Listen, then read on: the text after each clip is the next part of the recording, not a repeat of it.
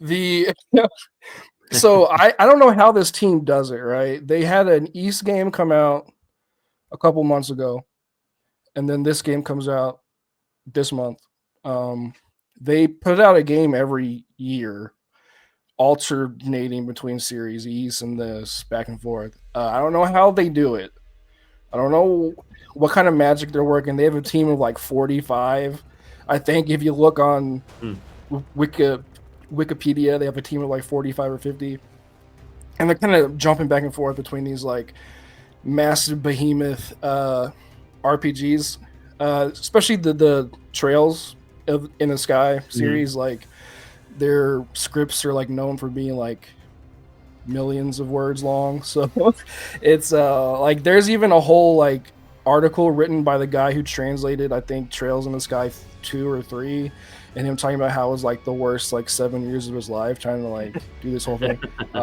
Anyways, so for people who don't know, the Trails in the Sky series is a 16 or 17 deep game series. And you know, like how people are like, oh, I can just pick any game to play in this series, right? It's like with these, no. Like no, you need to play from the first game to this game to understand anything. Like not like you could. So I'll take it back a bit. The Trails Through Daybreak series was made intentionally to kind of be like a good entry point for someone to play a newer game to see what they're about. But in a grand scheme of things, the story backdrop of this game has been going on for 25 years before, right? So yeah, so you have a lot of homework to do. If you play the game, right, oh, this is awesome.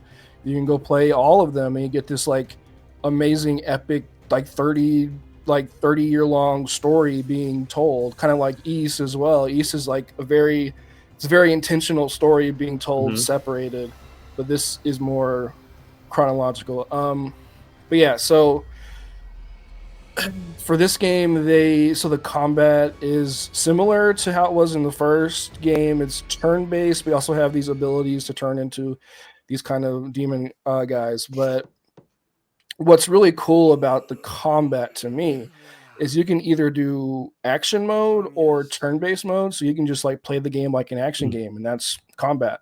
Or you can go into the turn-based mode and you can like, it's more of a strategy game. It's not a grid, but there is a grid looking thing, and you can move your people and like trigger abilities and like all these things, which is cool.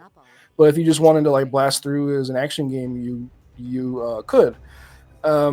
So that's there. Combat's fun. Story is really good. I think it's the weakest story they've had in a while, which is kind of sad to say because it's, you know, we're however long deep into this, but it's definitely the most mixed game I've seen in the series in a while. Structure wise, there's more side quests this time around, which is good. The last one didn't have any. It was kind of more like a streamline, kind of like let's go through the story.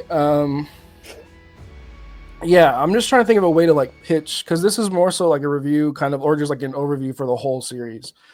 Because if you want to play an RPG that will reward you for investing into it, play it. Like it's the stories are amazing. The way they connect, the way you have main characters from the first 3 games show up in the next series, and then they show up again over time, and you get to kind of learn about the history of this place and see it change according to what the characters have done, and like learn about the economic systems and how the like politics of a world is changing in different countries over time. And you get to hear about like, oh, over here I was over there in the last game, but now I'm over here. And you hear about the different geopolitical things happening between these warring nations, and all these games where you're playing all these characters that are interacting over this, you know, story. It's really cool. I don't know how they keep making money and why they keep making these games, but apparently they are making money, because I don't know, but it's really crazy to me. Whenever they're on Steam, they're always in the top 5 of when the new one comes out. So right. Yeah. It's because it's such a hard thing to recommend to someone, right? Be So like, do you hey, think a person who had never played one before would get anything out of just like playing Through Daybreak 2, or do you think no. So if you're a new player and you want to check out like a newer one, played Daybreak 1. It's a pretty good entry point. Like it has a lot of things that if you're not aware of, you're not gonna like miss anything. It's a pretty straightforward story too. It's a murder mystery, so you're a detective solving a murder. That's just kind of it. So it's very like low level stuff. In game 2, it gets a little. There's a lot of these weird multiversal things happening. They're like, okay, becomes who are more these lore characters? dependent? Wow. Yeah. So, but yeah, and I it's just crazy that they keep investing money to like bringing official translations to these games and bringing like 20-year-old games to the PC, and like it's just their dedication to this series and its like English support is crazy.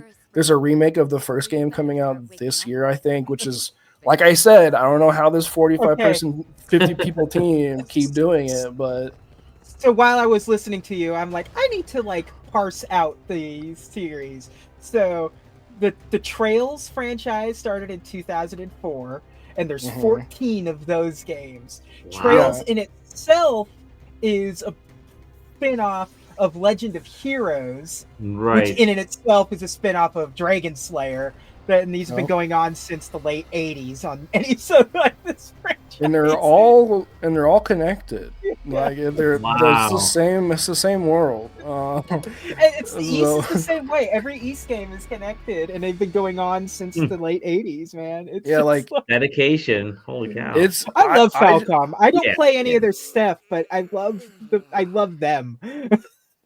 I don't know how they do it, dude. It Like I'm saying, they have a team of like 50 or 40, and they're crunching the shit out of those guys Hmm. making these games, and like I don't know. I just need to watch a video of how they do this because the thing is the teams they don't stop working on something. Like they have an East game production timeline, and then that whole team moves to the Trails timeline, and Hmm. it's back and forth. It's not like okay, 20 of you guys working on Yeah. Trails, 20 of you guys working on East. It's like We need a every 6 other days to year. air for a Trails game.